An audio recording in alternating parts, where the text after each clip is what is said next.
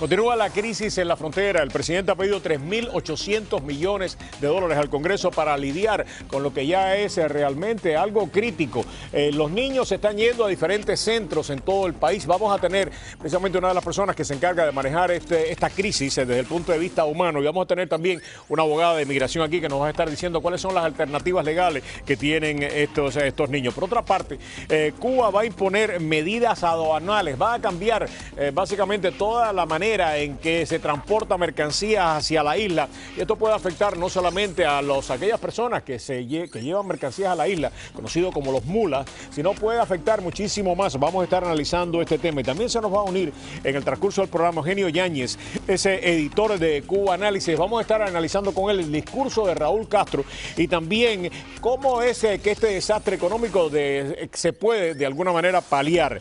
Y más tarde vamos a adelantar un tema que probablemente nos toque a nosotros muy directamente, y es el tema del presupuesto del condado. Carlos Jiménez lo ha presentado en el día de hoy y vamos a tener directamente desde Miami Herald a nuestra colega Patti Maceiz. Y aquí en el estudio nos va a acompañar el senador René García. Acaba de terminar la sesión legislativa en Tallahassee y el senador García ha sido uno de los líderes de una serie de propuestas que pudieran haber cambiado la manera que muchos recibimos cuidados de salud aquí en el condado Miami-Dade. Todo eso y mucho más aquí en el día de hoy en Prohibido Callarse.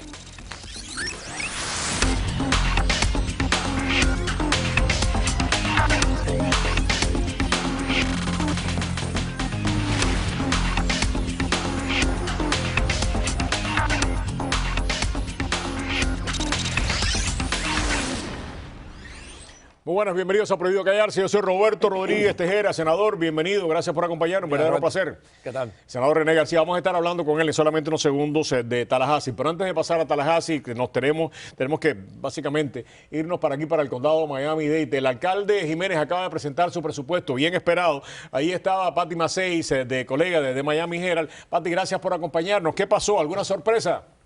Hola, Roberto. Bueno, como había ya anticipado el alcalde, no va a proponer ningún aumento de impuestos y por lo tanto el presupuesto que presentó hoy tiene muchos recortes de servicios y de personal, entre ellos más de 200 despidos de policías, recortes al departamento de parques, al departamento de bibliotecas, etcétera, etcétera. Patti, de alguna manera alguien le preguntó, el alcalde explicó cómo es que él está básicamente proponiendo recortar posiciones de policía que son críticas, a la vez que acepta un aumento sustancial de subsidio al Museo Pérez. Alguien, o sea, de alguna manera abordó el alcalde este tema y logró explicar su posición al respecto. Lo que ha dicho al respecto es que cuando el condado se comprometió a construir el nuevo Museo de Arte, se comprometió también a ayudarles a operar, a pagar las operaciones del día a día y que por lo tanto no pueden ahora decir que no quieren pagarle al museo. En la situación con el Departamento de Policías y el Departamento de Correcciones, que se encarga de las cárceles, es que entre esos dos departamentos está más 70% del Fondo General del Condado y como el déficit que queda está justamente en el Fondo General, él dice que no hay forma de proteger a ambos departamentos porque si no el resto del 30% del Fondo General quedaría sin nada. Claro, hasta ahora el alcalde nos ha dado diferentes sorpresas. Empezamos con un déficit de más de 200 millones y ha ido bajando en varias ocasiones. No es la primera. O sea, ¿crees tú? Y todo parece indicar que los sindicatos no van a aceptar esta propuesta. Vamos a llegar a un impasse, va a tener que terminar decidiendo la comisión. ¿Qué es lo que tú prevés que pueda suceder en los próximos días, en las próximas semanas, antes que se tenga que tomar una decisión final? Que repito, todo parece indicar que el alcalde le va a terminar pasando la responsabilidad a la comisión de decidir sobre el presupuesto. Sí, o sea, la diferencia con el año pasado, por ejemplo, cuando el alcalde propuso el presupuesto, dijo, esto depende de que ustedes, comisionados, mantengan una contribución de salud de los empleados del 5% de los sueldos. Y los comisionados aprobaron el presupuesto y luego dijeron, queremos regresarle ese dinero a los empleados y entonces hubo que hacer recortes en el medio del año fiscal, que nunca es buena idea a nivel gerencial, ¿no? Entonces este año lo que dijo el alcalde fue, no confío en que la comisión vaya a imponerle estas concesiones nuevamente a los sindicatos, entonces voy a hacer un presupuesto que asume que no vamos a llegar a ningún acuerdo y que por lo tanto si la comisión quiere aceptar mi presupuesto, están de acuerdo con los recortes y si no van a tener que subir la tasa de impuestos. Claro, el alcalde ha dicho que él vetaría cualquier aumento de impuestos y si los comisionados no tienen suficiente apoyo para entonces rechazar ese veto, estaríamos en una situación de estas sumamente difíciles a nivel político porque tendrías al alcalde y a la comisión que ni siquiera pueden acordar una tasa de impuestos que es básico para cualquier presupuesto. Qué cosa, Pati, muchísimas gracias. Sé que estás bien ocupada, pero quiero agradecerte estos minutos que nos has brindado. Gracias, Pati Macei, colega de Miami Herald. Mañana vamos a tener a Mike Hernández, es representante del alcalde, abordando este tema aquí en Prohibido Callarse. Vamos ya directamente al Senado. Senado, gracias una vez más por acompañarnos. Un año bastante raro en Tallahassee. Digo raro porque siendo año electoral, pues muchas de las cosas que quizás no debían haber pasado, pasaron, y muchas de las cosas que tenían que haber pasado, pues no pasaron. Por lo menos mi percepción desde acá, siguiendo lo que ustedes están haciendo en Tallahassee. No, Roberto, mira, especialmente cuando, primera, tengo que darte las gracias por tenerme aquí. Al contrario, un placer. Saludar a todos los televidentes que están ahí afuera, creo que es la primera vez que estoy aquí contigo. Exactamente. Hace tiempo que no te veo, desde que sí es un placer estar contigo. Pero mira, entre todas las cosas que no se pasaron, hay cosas buenas que pasaron. El presupuesto este año lo pudimos pasar sin tener ningún incremento de impuestos, que eso fue algo bien grande que pudimos lograr este año. Inclusive pudimos reducir impuestos, los impuestos que se incrementaron hace como 4 años atrás. Muchos de esos impuestos pudimos reducirlo, especialmente los impuestos o las tarifas de las chapas y los tags. Eso lo pudimos reducir. Reducimos un sinnúmero de diferentes impuestos que van a ayudar al consumidor y al pueblo a tener más dinero en el bolsillo. Y una eso de las fue cosas algo que hemos visto, hacer. usualmente, y tengo que decirle que esta delegación ha trabajado bastante colegiadamente, pero hay temas en que hay una diferencia notable entre lo que el Senado, sobre todo ustedes, y específicamente usted, está pidiendo y lo que los representantes estatales de nuestra área están accediendo a dar. Uno de esos es el Medicaid. Usted ha sido básicamente un abanderado de decir, ¿por qué vamos a dejar ir 51 mil millones de dólares? Además, tenemos un serio problema, hay más de 1 millón de personas que pudieran beneficiarse de eso, estamos botando el dinero y al final del día nosotros vamos a tener que asumir esa responsabilidad y ya tenemos una crisis con el gobierno federal. ¿Por qué es tan difícil convencer, no a la legislatura, no pudiera entender, a nuestra delegación completa de que asuma esto de manera colegiada? Mira, es por ideología política, desgraciadamente. Se están dejando llevar por eso en vez de mirar a quién va a beneficiar si nosotros expandimos en lo que es el Medicaid. Y lo que pasa, y hay algunas personas que están en contra de la expansión de Medicaid y están en contra porque no lo entienden. Todo el mundo piensa que la expansión de Medicaid va a ser lo que uno tradicionalmente piensa que es una persona que recibe Medicaid, que son una persona pobre o que se está abusando del gobierno. Eso es lo que muchas personas tienen la mentalidad esa, pero esa no es la persona que van a poder aplicar por esta expansión. Las personas que estamos hablando, si expandemos el Medicaid, son personas trabajadoras, son las personas que viven en Hialeah, son las personas que viven en este condado. Este condado, casi un tercio de las personas que están sin seguro en este estado viven aquí en Miami-Dade County.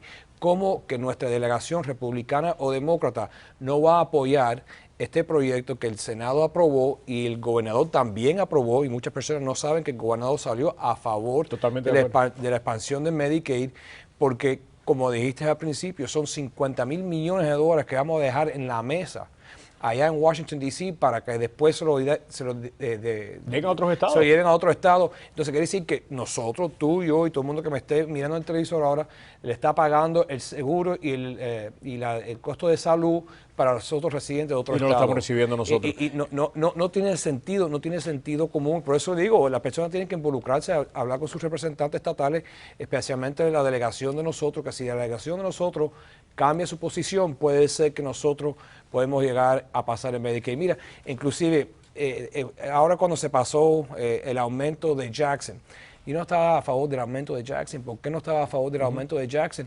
Simplemente porque si nosotros ahora, mira, en vez de ir a la legislatura y fajarse por esos dineros para que vengan de Washington, D.C., son impuestos que vamos a pagar nosotros para ayudar a Jackson, es más fácil y preguntarle al contribuyente de aquí por $800 millones para Jackson. Y que por poquito lo perdemos. Ustedes tuvieron que luchar porque una de las propuestas de ley que había en Tallahassee era precisamente que nosotros mismos estamos financiando nuestro sistema de salud público, pero nos iban a castigar por eso y ese dinero iba a pasar para otros condados que no están asumiendo este control. Y además, cuando pasamos esto del Jackson, y yo estoy muy contento con lo que está pasando en el Jackson, pero cuando pasamos este referéndum en el Jackson, todavía no sabíamos ni siquiera qué iba a pasar con este tema de la ley de salud, etcétera, etcétera. Eso no estaba decidido. KidCare, ustedes también trabajaron por KidCare, lamentablemente no pasó. Primero, Medicaid del año que viene tiene posibilidades. No, yo lo voy a presentar, ese va a ser el primer proyecto de ley que voy a presentar este año, y yo creo que sí. Ojalá, y me parece que políticamente, primero es mala política pública y es mala política electoral, las dos cosas. Yo creo que nuestros representantes se tienen que dar cuenta que como política pública es mala, estamos dejando en la mesa $50,000 millones, pero como política electoral también es mala. Hay mucha gente que necesitan cuidado de salud que van a preguntarse lo mismo que ustedes acaban de preguntar, ¿por qué por una cuestión ideológica nos quieren castigar? Roberto, es una inyección en la economía. Claro. Si no quiere verlo del tema social, míralo del tema económico.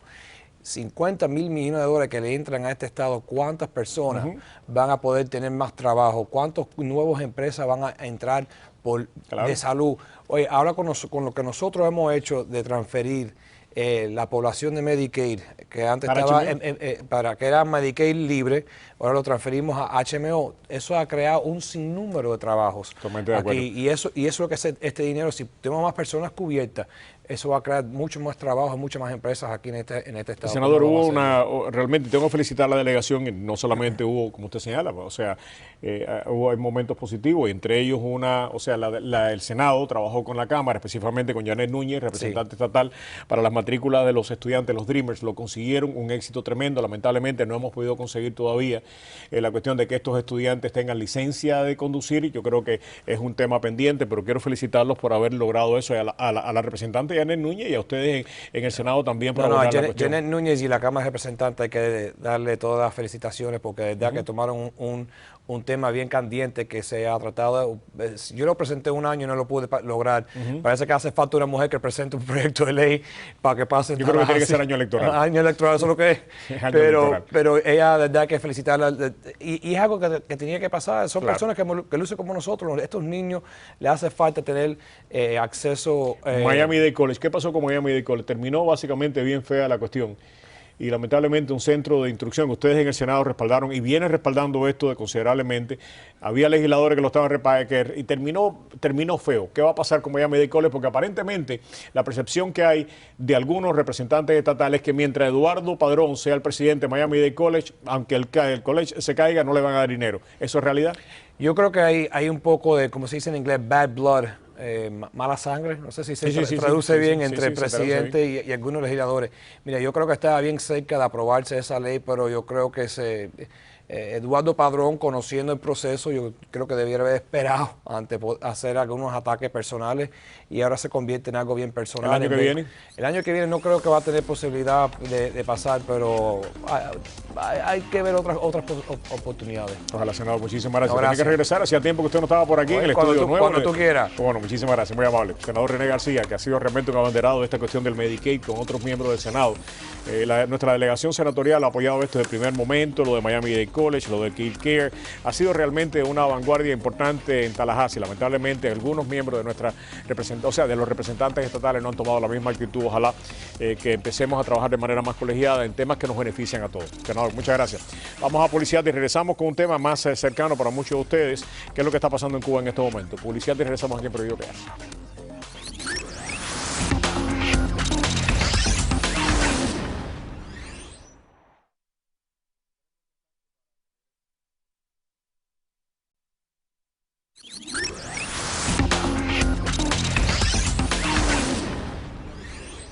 La economía cubana mantuvo un desempeño discretamente ascendente. El Producto Interno Bruto, PIB, creció un 0,6%, lo que denota una desaceleración. Ok, regresamos aquí a Prohibido Callarse. Precisamente estas eran las palabras de Raúl Castro recientemente en un discurso sobre la economía del país al clausurar la Asamblea. Tenemos aquí para analizarlo precisamente a alguien que lo conoce muy bien, Eugenio Ñañez. Eugenio, gracias por acompañarnos. Eugenio, editor de Cubanálisis.com. Mi querido amigo, ¿qué conclusiones se puede sacar de este discurso, si alguna, no? Sí, cómo no. ¿Qué se puede La sacar? primera de todas, que Raúl Castro no tiene apuro ninguno. Evidentemente, dice que la cuestión es de gradualidad. El número que está dando convierte a Cuba en el país que menos va a crecer en el año 2014 en toda América Latina y el Caribe. Lo cual te demuestra también... ¿Producto de qué, Eugenio? Producto de que todos los planes se basan en utopías más que en realidades. Okay. Hace 3 meses se discutía en la Asamblea, cuando la ley de inversiones, que el país necesitaba 2.500 millones de dólares de inversión anual extranjera para poder crecer entre un 5 y un 7%, que eso es lo que iba a llevar al socialismo próspero y sustentable, que nadie sabe lo que es. Ahora, el país, a pesar de que necesitaba crecer del 5 al 7%, le hacen un plan para crecer en 2.2. Y ahora creció 0.6. Para crecer 1.4 en el año, tendría que crecer en el segundo semestre 0.8. Y el mismo Raúl Castro dice que si no mejora la eficiencia y la gestión, no se va a poder lograr tampoco. ¿Cuáles son las consecuencias de esto, Eugenio? Porque vemos que paralelamente también se está reorganizando el modelo económico venezolano. Algunos dicen que precisamente por influencia y de Cuba, de que el mismo Raúl Castro se da cuenta, y tú lo decías recientemente, hablando antes de empezar el programa, me decías, básicamente lo que estamos viendo es la imposición del modelo raulista en Venezuela en estos momentos. Abunda en eso porque me parece importante, porque ya no podemos analizar lo que sucede en Cuba sin lo que sucede en Venezuela. Si miramos bien las cosas, el modelo de Chávez, con Hugo Chávez en el poder, era una imitación del modelo de Fidel Castro, sobre todo del modelo más alocado de Fidel Castro. Estoy hablando de los años 60, 70, aquella locura de los 10 millones. Chávez se va con la locura de las comunas, eliminar el dinero y todo aquel tipo de cosas. Pero Chávez, como Fidel Castro, era una gente que dependía de su carisma y de su estilo... histriónico, o sea, el histrionismo no ese que solamente tenía, histriónico, pero además desorganizado, de además prosperar en la crisis. Les encantan las crisis. Ahora, cuando llega Raúl Castro a sustituir a Fidel Castro, no tiene las características esas de personalidad de Fidel Castro y no puede hacerlo igual. Pero es lo mismo que le está pasando a Maduro ahora. Maduro no tiene la personalidad ni las características de Hugo Chávez para establecerse. Entonces, Raúl Castro se da cuenta, los asesores cubanos se dan cuenta, los asesores cubanos no están metidos todos los días en Venezuela repartiendo arepas en la bodega, ni mucho menos como se cree que una gente, pero sí están en los tanques pensantes de verdad. Tratando de mantener ese gobierno porque de ellos depende el de ellos también. Exactamente. Y entonces lo que están recomendando es hacer determinados ajustes que nunca van a decir que son ajustes neoliberales, ni de terapia de choque, ni mucho menos, pero ahora mismo con la devaluación de la moneda, al eliminar los tipos diferentes de cambio, están haciendo una serie de medidas que podrían ser perfectamente medidas que se clasificarían como neoliberales. Entonces, de la misma manera que hay un neocastrismo en Cuba, con Raúl Castro, diferente al castrismo como tal, yo te diría que el chavismo ahora podemos verlo, el madurismo, como una especie de neochavismo. Exactamente. Que utiliza el nombre, pero más nada. Y por otra parte, una cosa también que hay que ver. Hemos hablado demasiado de que la situación en Venezuela iba a acabar con Maduro y han pasado 5 o 6 meses y no hay señales todavía Los de que se vaya. los mismos analistas venezolanos están reconociendo de que tienen que replantear la estrategia porque el modelo que estaban utilizando para de alguna manera presionar la renuncia de Maduro y provocar un reordenamiento no ha prosperado. Y como están las cosas, parece lamentablemente que Maduro podría mantenerse mucho más tiempo de que nos gustaría. A menos que la crisis interna la haga metástasis, ¿no? Estoy hablando pero con la izquierda esa que o sea, que encabeza Giordani, pero que no es el único. Pues, pero también en Cuba, si nos acordamos los años 60 en Cuba también hubo crisis interna, se separaron personas del grupo de poder y se mantuvo el poder. O sea, yo no apostaría todo mi dinero a que eso puede pasar. Porque sin lugar hay una crisis. Había un análisis que leía en el día de hoy que decía los remedios a estas crisis usualmente pues no corresponden a la crisis en sí misma, que tiene una dinámica propia y vida propia, ¿no? Y a veces que no convergen los intentos de solucionar las crisis con la dinámica propia de las crisis. Quisiera regresar a esta de las medidas que se acaban de anunciar en Cuba también. Quisiera saber tu opinión acerca de todas estas medidas. Se están restringiendo pues de una manera muy puntual los insumos que pueden entrar en el país y se está atacando a las llamadas mulas, ¿no? De una manera bastante agresiva. ¿Por qué? ¿Por qué? Porque lo que quieren es que todas esas cosas terminen siendo compradas en las tiendas de recuperación de divisas. Cuando lo lleva una mula, perdón, un turista que llevaba un televisor a una persona, un encargo, una encomienda, como se le dice, entonces el televisor se compraba aquí, o en España, o donde fuera, lo llevaba a la persona que lo llevaba, al cual se le pagaba o no por llevarlo, y el gobierno cubano solamente se beneficiaba de el impuesto de aduana por el ingreso. Cuando ya eso, nada más que se puede llevar ahora, por ejemplo, un televisor, nada más que se puede llevar una serie de una computadora, de torres, etc.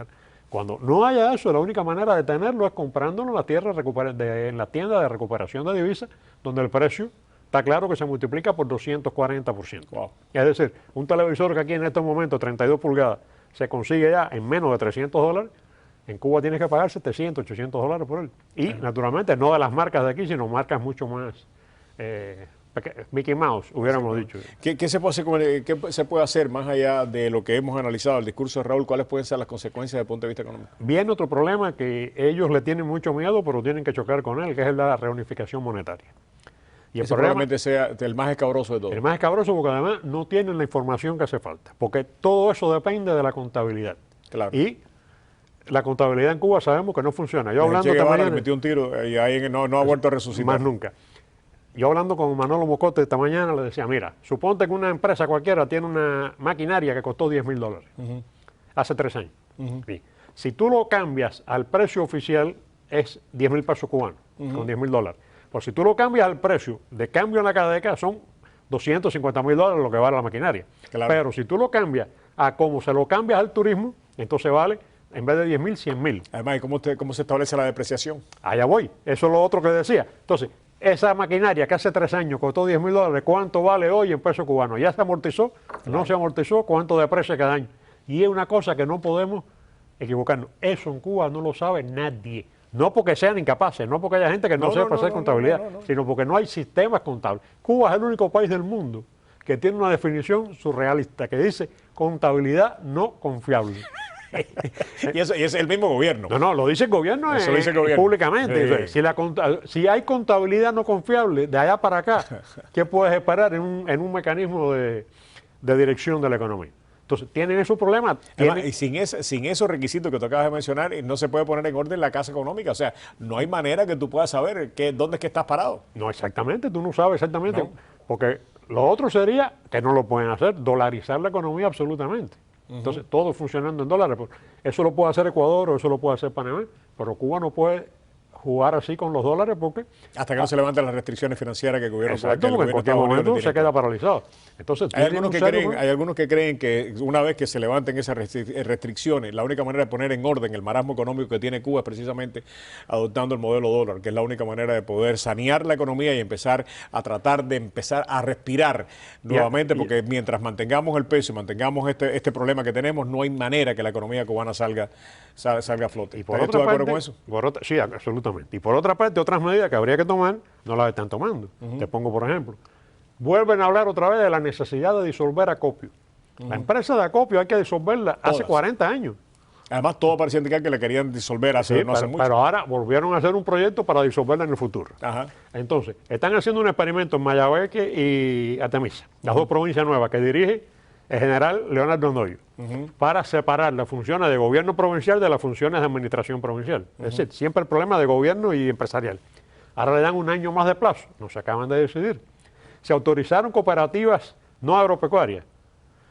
Hay 400, casi 500 propuestas, pero solamente se han aprobado 240 y pico. Y lo que estamos viendo también es que muchos de los cuentapropistas están entregando las licencias, pero además que se dice públicamente y no se aborda el tema, por la cuestión de la corrupción hay que pagarle soborno o mordida, como uno quiera utilizar, desde el que viene a pasar la licencia al policía, cuando todo, o sea, es una cadena de sobornos que es imposible, después los impuestos y después los insumos que no se consiguen, porque es que si lo compras en la bolsa negra tienes que pagar el soborno mayor, si no lo compras en la bolsa negra no lo tiene.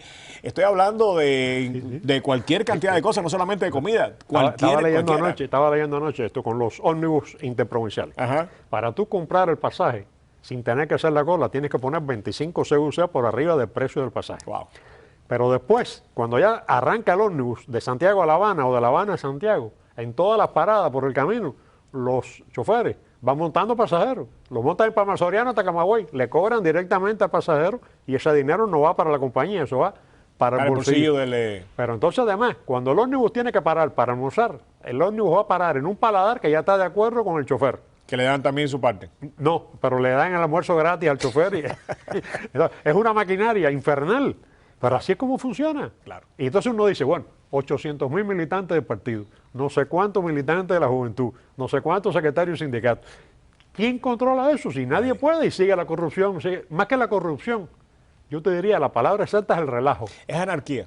Es una anarquía institucional. Absoluta, ¿no? Eso no lo controla nadie. O sea, y lamentablemente, y la digo lamentablemente, por eso decía anteriormente, o sea, no, el modelo se agotó y no es reformable.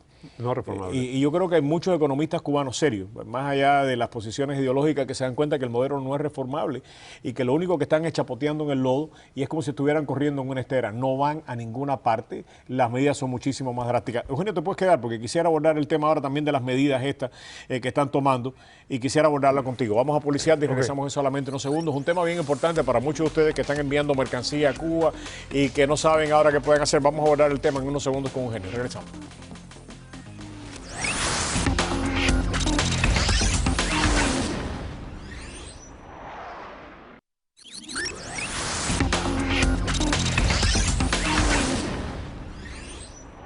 Ante la baja en las ventas en las llamadas diplotiendas, desplazadas por la competencia de particulares que desde Estados Unidos principalmente se surten, el régimen castrista ha anunciado una nueva ronda de medidas destinadas a combatir el tráfico de mercancías a través de pasajeros o mulas, e impondrán drásticas restricciones a la importación de artículos de uso personal, efectos electrodomésticos y equipos informáticos a partir de septiembre.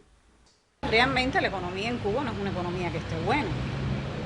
Nadie se va a enriquecer con esto, porque francamente con esto nadie se enriquece. Simple y llanamente uno vive. Que aquí el que invierte su capital, como en todos los países donde el dueño de su negocio invierte su capital, entonces la mercancía que hay en las redes de feria tiene mayor calidad. Es decir, que la ropa elaborada, aunque quiten esto, no se va a vender.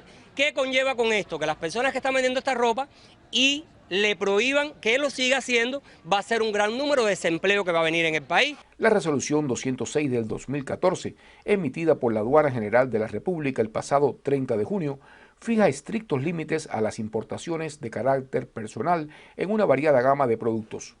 Desde el número de cuchillas de afeitar hasta la cantidad de pantalones, el tamaño de los televisores o el tipo de ordenador, el régimen castrista contabilizará todo lo que el visitante ingrese a la isla.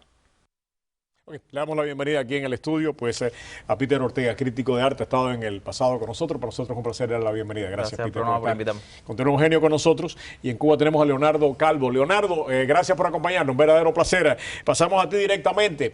¿Qué es lo que está pasando? ¿Por qué están tomando estas medidas? ¿Cuáles pueden ser las consecuencias en el orden social, más allá del orden económico?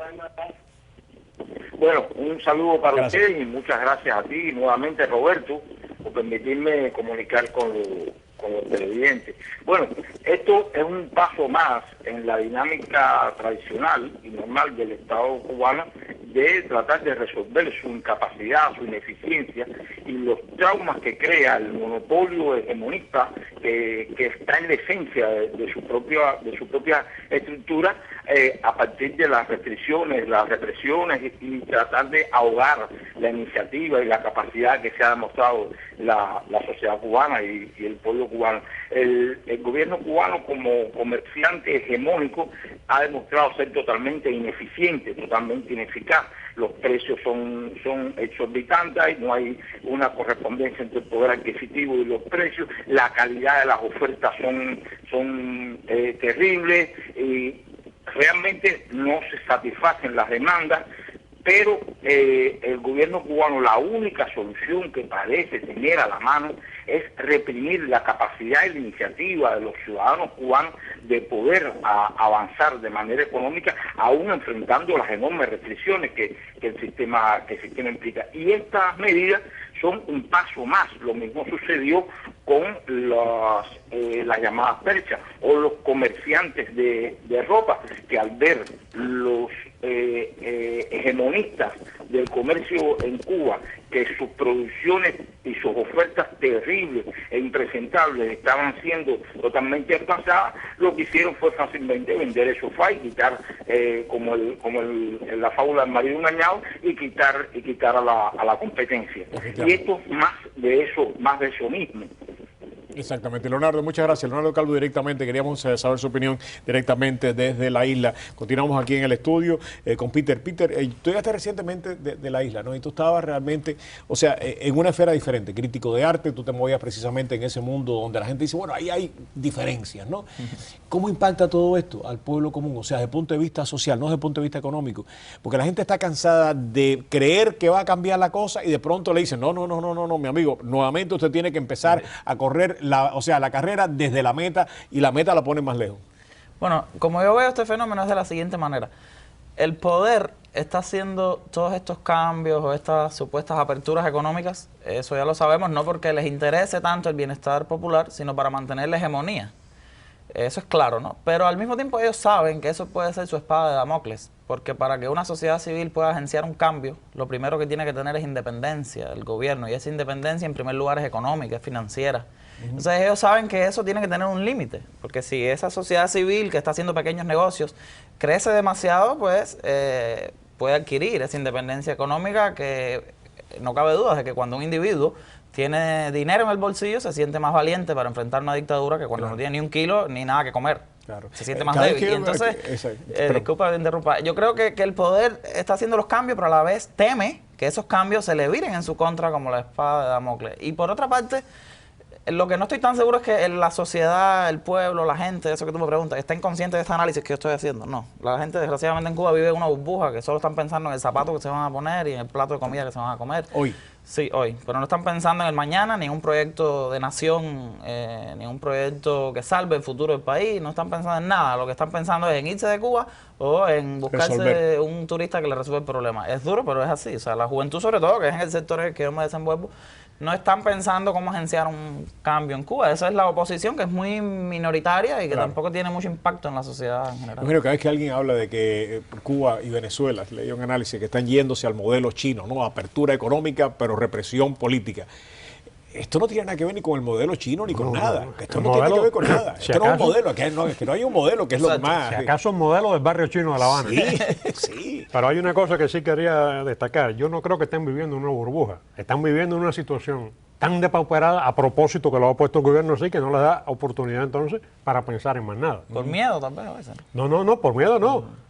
Es un problema que cuando tú te levantas, lo primero que tienes que pensar es qué comen tus hijos. Exacto. ¿Y qué comes tú? Y hasta que tú no tengas eso resuelto, no vas a pensar en política. Exacto. Ni vas a pensar en sociedad civil, nada. ¿Y después cómo te trasladas de punto A a punto B? Sobre las medidas, yo creo hay dos aspectos en las medidas. Un aspecto político. El Estado proclama que la empresa socialista es superior, pero como no puede demostrarlo, entonces lo que hace es masacrar a cualquiera que compita con la empresa socialista, en la agricultura, en los restaurantes, en todo. Ahora, hay una parte económica también en estas medidas que no podemos olvidar. Si el último número que se ha hablado es de 3.500 millones de dólares en remesas, número que yo, con todo el respeto, lo veo con mucho cuidado por lo siguiente. Yo saqué la cuenta. Si tú pones 500.000 visitantes a Cuba, para llegar a esa cantidad de 3.500 millones, tendría que llevar $7.000 cada visitante. Más lo que le cuesta el pasaporte, el pasaje, lo que se gasta en Cuba y lo que le deja a la familia, número redondo, $10.000. Hay gente que puede ir a Cuba y gastarse $10.000 y hacer todo eso. Pero yo no creo que todos los que vayan a Cuba, esos que trabajan tan duro en Hialeah o en Miami, a $8 la hora o a $9 la hora, para ir a Cuba a ver a su familia, no creo que se puedan dar el lujo de llevar tanto. Aunque lo que lleven, por mínimo que sea, es una muestra de amor a la familia y de solidaridad. No, o sea, no es que ame más el que más dinero lleve, pero me parece que es un número que no es fácil de lograr. Ahora, si no es ese el número y es otro cualquiera, el Estado sí sacó la cuenta ya.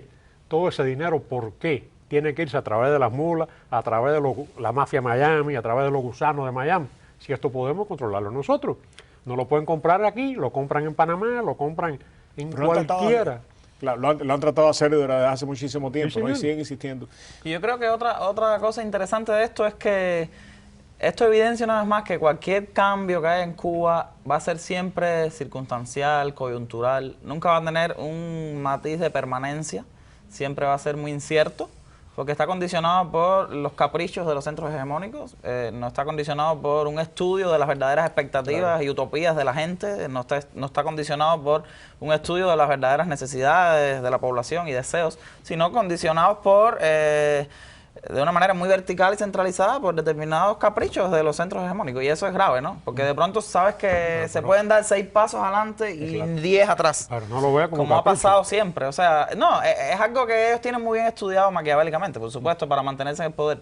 Pero que al final lo que te quiero decir es que todo es muy zigzagueante. O sea, esos cambios, uno piensa que uno va hacia adelante, pero tú sabes que el futuro es incierto. Mañana pueden venir 10 hacia atrás. Porque en el 2011, cuando uno revisa las restricciones aduanales, había el doble, el triple de artículos que se podían entrar con respecto a esta de 2014. Entonces vamos para atrás, una involución, porque se podían entrar como 200 discos duros externos, ahora 50. Se podían entrar, o sea, equipos de informática, por ejemplo, ahora son mucho menos. Por eso me refiero a que ningún cambio es certero. Yo no lo veo como tanto como zigzagueo como experimentos y errores. Es decir, se están probando las medidas. Oye, 200 discos.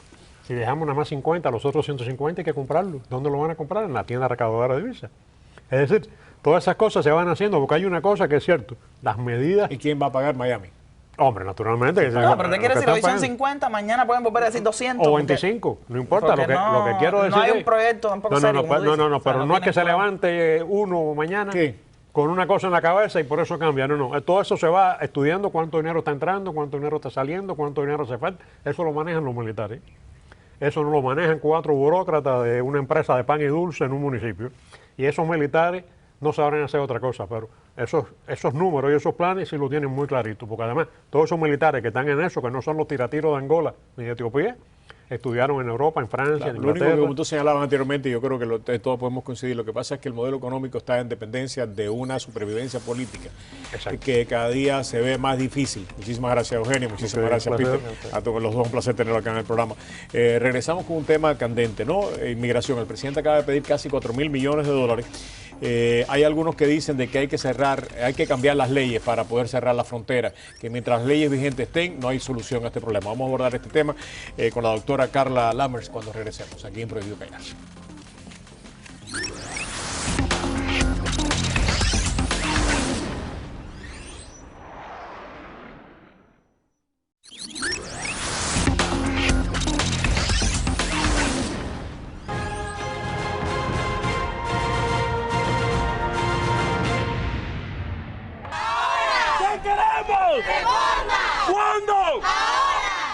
Cientos de manifestantes se congregaron en las afueras de la Casa Blanca, exigiéndole al presidente Obama que tome acción en aras de impedir las deportaciones a los más de 50.000 menores que han llegado a la frontera sur, escapando de la violencia existente en sus países. Hay que tomar una decisión sobre esto.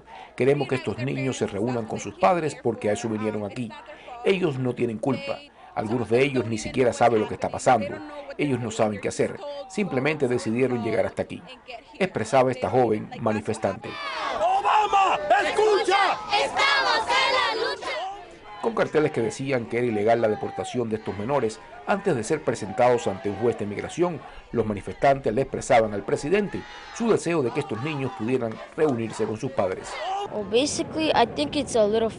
Creo que debemos protestar, porque ellos, al igual que yo, si mis padres tienen que ir a El Salvador, yo tengo que ir con ellos, y eso sería una vida muy dura para mí y mis hermanos, recalcaba este jovencito junto a sus 2 hermanos.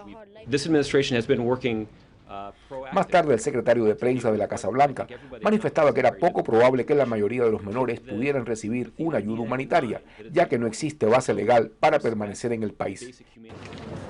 Mientras tanto, en las afueras de este centro de detención de San Diego, esta madre hondureña junto a sus hijos era liberada y se reunía con sus familiares a la espera de una citación para exponer sus argumentos ante un juez de inmigración. Uno viene buscando un futuro, pues más que todo para nuestros hijos, porque como allá está muy peligroso, la delincuencia, secuestro, todo. Estados Unidos vive una crisis humanitaria. Más de 50.000 menores esperan en los centros de detención creados al efecto. Y otros más pudieran estar llegando hasta que no se resuelvan las causas que motivan este éxodo masivo. Doctora, gracias por acompañarlo, doctora Carla Lammers. Muchas gracias, muy amable. Doctora, ¿en qué va a terminar esto, no? Pues hasta el momento, Roberto, nadie sabe la crisis humanitaria en lo que va a pasar con el Congreso, con la reunión que va a tener el presidente y el Appropriations Committee para reunir los 3.7 millones que él está solicitando para proteger la frontera. Creería yo que debe de haber autoridades que estén del lado de la protección de los niños, porque hay una legislación existente que fue elaborada muy cautelosamente para la protección de los mismos. El problema mayor es, como hablamos el otro día, el sinnúmero de personas que ha cruzado la frontera, incluyendo los 80,000 que se esperan para este año de menores. Doctora, esto hay que pararlo, o sea, más allá de las consideraciones que los que ya llegaron. A mí me parece que los que ya llegaron, y esto es una crisis humanitaria, sin lugar a duda que está sacudiendo Centroamérica de una manera muy particular, ¿no? Pero hay otras partes del mundo que también están siendo objeto de violencia, de desestabilización, y la ley vigente dice, si un niño llega a la frontera de Estados Unidos este niño no viene de un país con fronteras físicas con este país, pues correcto, tiene que pasar un proceso, y si llega una madre con niños, pues también tiene que pasar un proceso. La mayor parte de las ocasiones estas madres con niños pues son liberadas. Tengo la información que tengo, que alrededor de 500 madres con niños están siendo liberadas diariamente en este país. No hay que cambiar la legislación vigente. Si ahora en Guinea-Bissau alguna madre se entera de que esta es la manera de entrar en Estados Unidos, va a pagar lo que tenga que pagar para entrar de forma ilegal aquí. Esto se puede convertir realmente en una crisis mucho más seria de la que tenemos, claro, ¿no? Es bastante cierto. Debería de haber una legislación como la jurisprudencia, casos de ley, que abroguen la ley existente mediante casos de ley. ¿Estaría usted de acuerdo con que la ley existente se abrogara? Se abrogara parcialmente, tal y como usted lo indicó, admitir hasta cierto punto un proceso legal para la gente que ya entró y tratar de combatir la entrada de futuros niños, porque sí es cierto, hay muchas personas que están en contra con todo el derecho de la ley y de la razón de no permitir que nuestros ingresos sean aportados para la protección de estos menores, pero también está el factor humanitario, el cual debemos de respetar. Entonces, yo soy partidaria de una situación dual, donde se proteja a los menores que ya están. Que se le dé el proceso legal adecuado. A los que están. Pero si encontramos que estos niños no tienen familiares aquí en Estados Unidos, que tienen familiares en Guatemala, por muy difícil que sea la situación en Guatemala, doctora, ese niño debe regresar a Guatemala. Eventualmente, y eso lo tendría que, de acuerdo a cómo está la ley establecida hoy día, lo tendría que determinar un juez para el regreso y el retorno de los mismos. Y la otra posibilidad, Roberto, es establecer medidas de seguridad en los países donde esto se ha causado, y si no es por medio de los gobiernos de estos países, tal vez establecer misiones internacionales. Bueno, eso es lo que aparentemente la propuesta del presidente Obama, claro, que se da a conocer en el día de hoy, indica, ¿no? De que no solamente se está buscando dinero, y esto es importante porque lo habíamos abordado la última vez que usted estuvo aquí, no solamente dinero para cerrar la frontera de una manera más efectiva, claro, no solamente dinero para lidiar con estos niños, darle un proceso judicial más expedito, ver si se quedan, dónde se van a quedar, y si se tienen que ir, cuándo se van a ir, sino para atender las causas de este problema, que son la delincuencia, el crimen en Centroamérica, específicamente en lo que se llama el norte de Centroamérica, o sea que es Guatemala, Honduras y El Salvador. Usted estuvo leyendo algunas de las propuestas del presidente. ¿De alguna manera aborda en serio resolver la crisis que hay en Centroamérica? No exactamente, porque no tienen un plan de ataque hasta que ellos no resuelvan con los países directamente. Sin embargo, sí hay posibilidades de discusión con las entidades que están ya localizadas en los países que están teniendo el problema, en el área centroamericana mayormente, para establecer medidas y checks and balances para que claro, ¿cómo se dice en español? El chequeo de balances. Exactamente, sí. Exacto, para que las autoridades que ya están establecidas y los centros que ya están establecidos para prevenir la migración masiva detengan a los niños. Es que una de las cosas que uno ve, yo me imagino, o sea, más allá de que esta es una crisis humanitaria, de que nos identificamos con el dolor de nuestros hermanos centroamericanos, de que, pero también hay cuestiones muy reales, ¿no? La frontera no puede estar de la manera que está y no pueden entrar las personas de la manera que están entrando.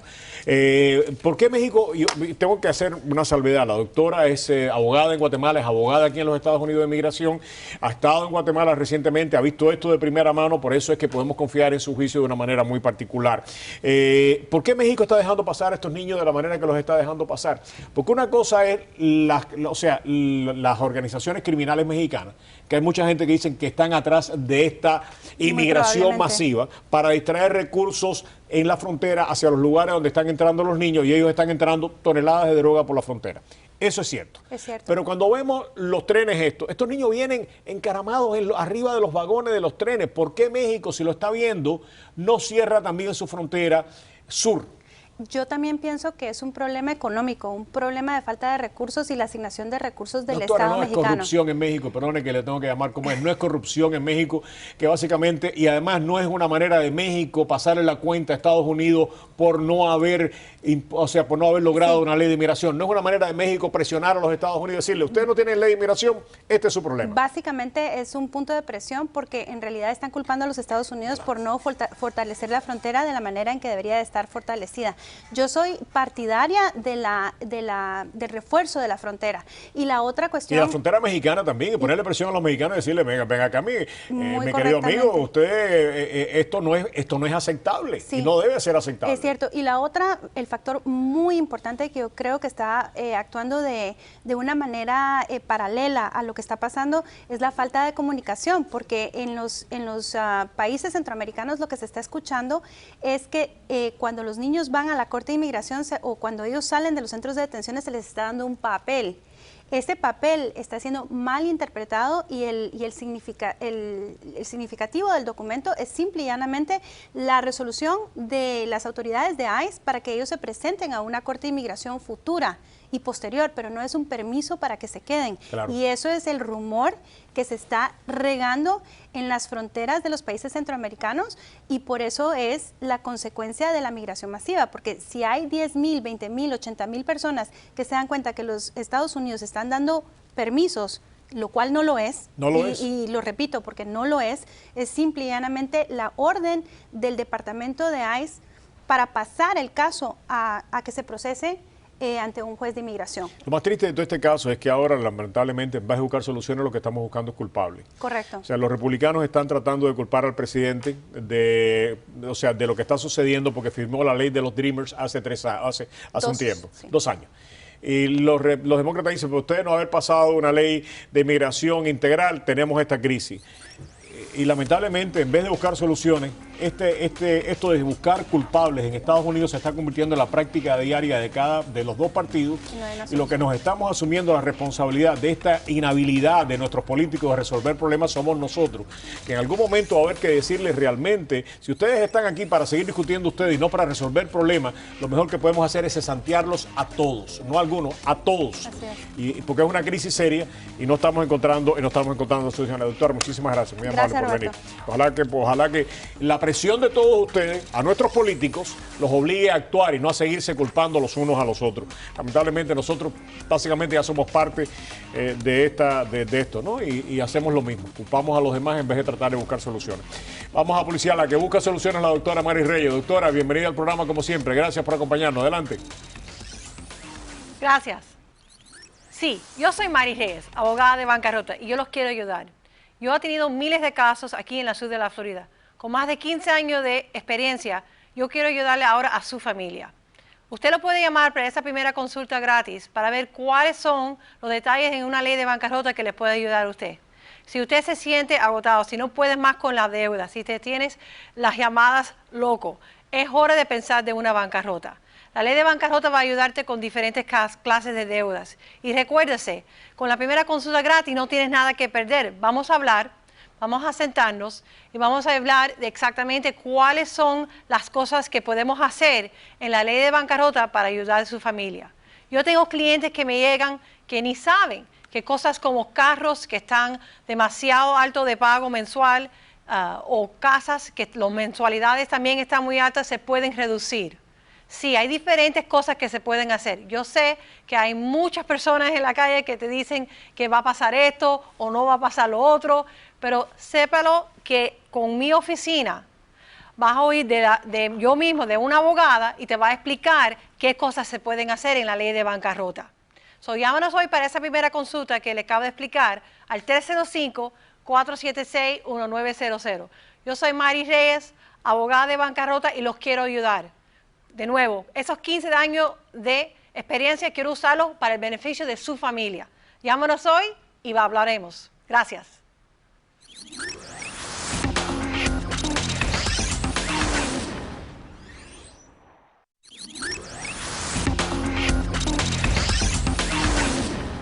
Ok, llegamos al final del programa así. Tengan todos ustedes muy buenas noches. En solamente unos segundos ya María Elvira comienza a trabajar. Yo soy Roberto Rodríguez Tejera. Mañana salimos por DirecTV. Dígaselo a todos sus amigos que tienen DirecTV en el mismo 18 en Comcast, 18 en DirecTV. Así que le damos mañana le daremos toda una fiesta a nuestros nuevos televidentes de DirecTV. Gracias a todos. Buenas noches. Que Dios nos acompañe a todos. María Julia, gracias. Nos fuimos. Bye.